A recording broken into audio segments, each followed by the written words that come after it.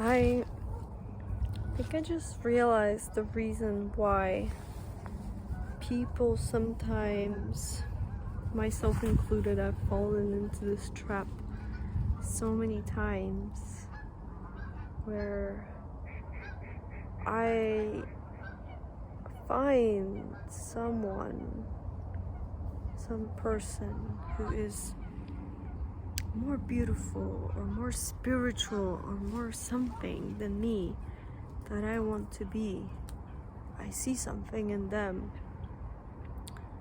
that I want, that I believe that I do not have, that comes from my lack of belief in myself and lack of clarity, lack of just some kind of lack, any kind of lack. And then I get obsessed about them and I overconsume their content. I look up everything about them. I look at their social media. I look at every picture that they have. What kind of lipstick are they wearing? Maybe they have some spots. Maybe they're human too, just like me. Or, they use Photoshop. Oh my god, like, this was me as a teenager. My mind was latching onto images of pretty girls. And now that I'm a bit older and like, hello doggies. Now that I'm a bit older and more wise, I have my mind latch onto more spiritual things. And let me watch this spiritual teacher. No, now this one doesn't resonate anymore. Let me tune into this one. And then I watch their videos over and over and over and repeat, trying to find something that I don't have because they're tapped in somehow. They're better and bigger than me.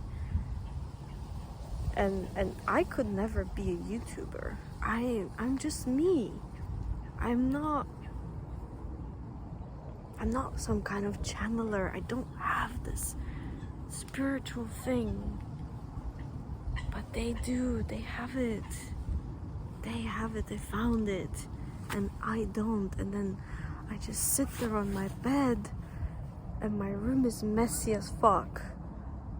And I'm not doing the things that I want to be doing for myself. Like painting, like, enjoying my life. And instead my mind is latching itself onto some kind of object of worship. Some kind of beautiful person on YouTube who is telling me how to live my life and how to change my mindset so that I can achieve the things that I want to achieve. And I'm kidding myself into telling myself that maybe what they're telling me, even though I don't really fully understand it right now, maybe it's going to go into my subconscious mind and program it, and then somehow finally one day I will wake up and realize, oh yeah, I am the creator of my reality, and I can do this thing that I thought that I couldn't do. And I can, la-di-da, whatever it is, and be that spiritual person, be the birth version of myself, attract the relationship that I want, attract the house that I want, and da-da-da-da-da, whatever you want. And the truth is that all of this is bullshit. And actually, there is no past or future, there's just this moment. And if in this moment you were to go and do the thing that you need to do, instead of over-consuming someone else's content and obsessing yourself over them, and bring that energy back to you. Why is it that you need that? Is it because you feel lonely and you need somebody to talk to, so you want to eat, and put YouTube on as you eat so that you feel. I saw these memes about, oh, I ate without YouTube. I can so relate to that because that's me. I eat with YouTube on. Is it because I feel lonely? Yes. Is it because I have no community? Yes. And this makes me want to cry.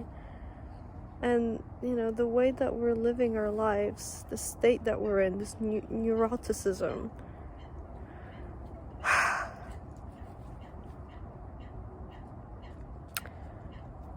It's not how we're meant to be as human beings.